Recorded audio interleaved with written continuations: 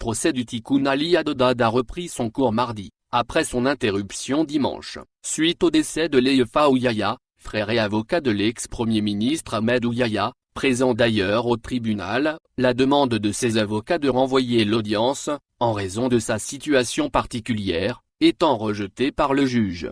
Pour rappel, en sa qualité de principal accusé, Ali Haddad est poursuivi pour corruption dans le cadre des contrats qu'il avait pu obtenir dans les secteurs des travaux publics, l'hydraulique, l'agriculture et le financement de la campagne présidentielle de Bouteflika. Ahmed Ouyaya, Abdelmalek Sehal, en tant qu'ex-premier ministre, les ministres Amara Ben Youné, Amar Goul, Youssef Youzi, Boudj Matalé, Amar Goul et plusieurs walis, dont certains placés sous contrôle judiciaire, sont présents sur le banc des accusés. Ahmed Ouyaya, qui n'a pas pu bénéficier du renvoi de l'audience, malgré sa situation particulière, a tenté de dégager sa responsabilité, en expliquant que, s'agissant des contrats de gré à gré pour les deux projets infrastructurels de l'autoroute Ebar-Ouest et du port de Djenjen, c'est le président Bouteflika, seul, qui avait pris la décision. Le président m'a chargé de l'exécution rapide des projets et mettre en conformité par la suite la situation sur le plan réglementaire,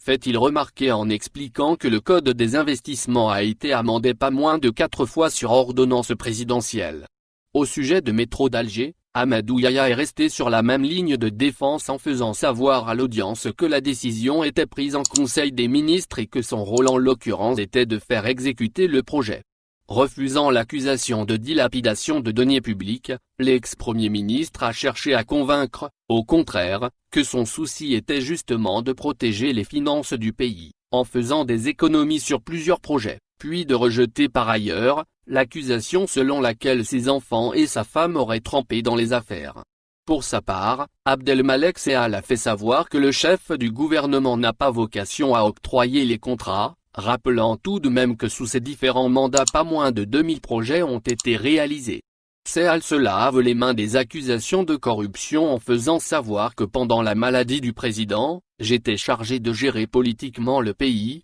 Jusqu'à mon départ, les projets n'étaient pas de mes compétences, je ne pouvais pas m'occuper de leur suivi. Je n'ai jamais pensé qu'après 45 ans au service de l'État algérien, en accédant étape par étape aux différents niveaux de responsabilité, j'ai même échappé au terrorisme, que je me retrouverai un jour poursuivi pour corruption, je demande à être innocenté, conclut-il en quête de l'empathie du juge.